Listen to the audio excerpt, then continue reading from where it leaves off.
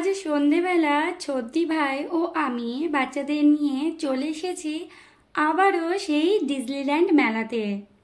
শুনলাম এই মেলা কিছুদিনের মধ্যে উঠে যাবে, আর বেশি দিন থাকার কারণে এই মেলায় ভিড়টাও এখন বেশ কমে গিয়েছে। আর মেলায় ঢুকে দিদি ভাই নিজের বাড়ির জন্য কিছু ফার্নিচার নিবে, তাই দেখতে শুরু করে দিয়েছে। আর সেই সুযোগে আমাদের গোপুসোনা একটুখানি আরাম করে নিল।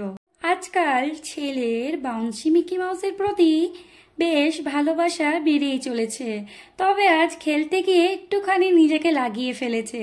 আর অন্যদিকে আমাদের আয়ুষ একটুখানি ভয় পাচ্ছিল, যদিও খেলে কিন্তু বাচ্চা তো, তাইও কিছুক্ষণ পর নেমে গিয়ে ওর পছন্দ মতো গাড়িতে চড়ে গিয়েছে। আর অন্যদিকে পিসিমণি তার মিনি ভার্সন ভাইকে ফিরে পেয়েছে।